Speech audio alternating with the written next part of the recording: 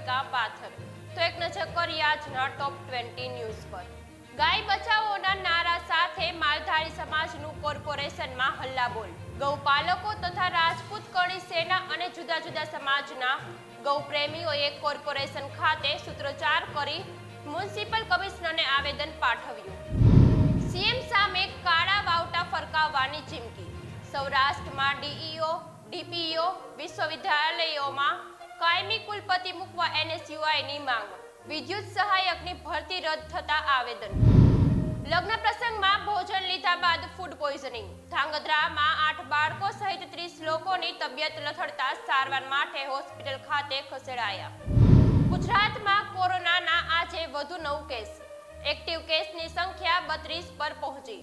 અમદાવાદ શહેરમાં કોરોનાના નવા 6 કેસ નોંધાયા. રાજકોટમાં ફરી એક વખત શ્વાનનો આતંક સામે આવ્યો. કોઠારિયા રોડ પર સ્કૂલેથી માતા સાથે ઘરે જતા બાળકને શ્વાને બચકા ભર્યા. 48 કલાક પૂરતું આંદોલન સમેટાયું. ઉમેદવારોએ સરકારને સમય આપ્યો. કોઈ નિર્ણય નહીં લેવાય તો જેટકો ઓફિસે ફરી આંદોલન કરીશું. યુવરાજસિંહ. આણંદ નજીક ચાલુ ટ્રેનમાંથી મુસાફર પટકાયો. મુસાફરને બંને પગે ગંભીર ઈજા પહોંચતા 108 મારફતે સારવાર અર્થે ખસેડાયો.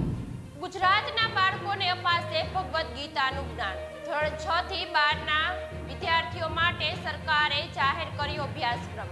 ગીતા જયંતિ નિમિત્તે શિક્ષણ વિભાગે પુસ્તકનું કર્યું વિમોચન.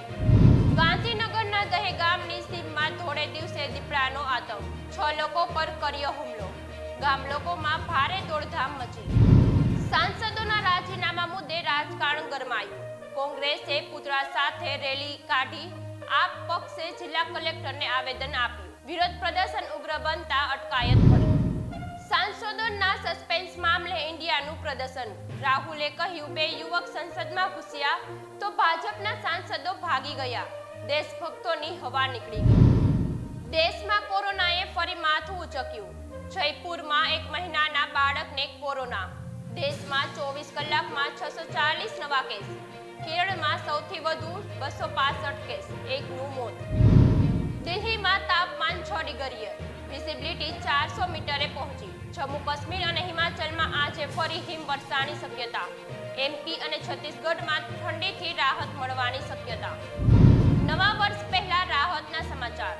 એલપીજી સિલિન્ડરના ભાવમાં થયો 39.50 રૂપિયાનો ઘટાડો. આ ઘટાડો ફક્ત 19 કિલોવાળા કોમર્શિયલ સિલિન્ડરમાં જ લાગુ થશે.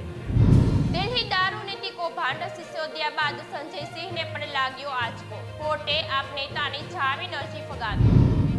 લોકસભા ચૂંટણી પહેલા ચૂંટણી પંચની નવી ગાઈડલાઈન. ઇલેક્શન કેમ્પિંગમાં વિકલાંગોને લંગડા અને મૂંગા કહી શકાશે નહીં. ઉલ્લંઘન કરશે તો 5 વર્ષની સજા થશે. છત્તીસગઢમાં માર્ગ અકસ્માત. બસ પલટી જતા 3 મુસાફરોના મોત, 16 ઘાયલ. ગણતંત્ર દિવસ પર ફ્રાન્સના રાષ્ટ્રપતિ બનશે મુખ્ય અતિથિ. પીએમ મોદીનું આમંત્રણ સ્વીકાર્યું. ભારતે 47 વર્ષમાં ફ્રાન્સને 6ઠી વખત મોકલ્યું આમંત્રણ. બાઇડને ઇનકાર કર્યો. ભારતીય વિદ્યાર્થી 4 વર્ષથી અમેરિકામાં ગુમ. એફબીઆઈએ વોન્ટેડ લિસ્ટમાં નામ ઉમેર્યું. માહિતી આપનારને 8 લાખનું ઇનામ.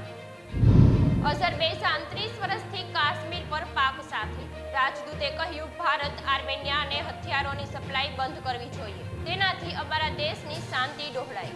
હાલ સમાચારમાં બસ આટલું જ. વધુ વિગતો માટે જોતા રહો ગુજરાત મિરર. અને આપને જો આ ન્યૂઝ પસંદ આવ્યા હોય તો તેને લાઈક, શેર અને સબસ્ક્રાઇબ કરો. પડે પણના સમાચાર મેળવવા નીચે આપેલ નંબર પર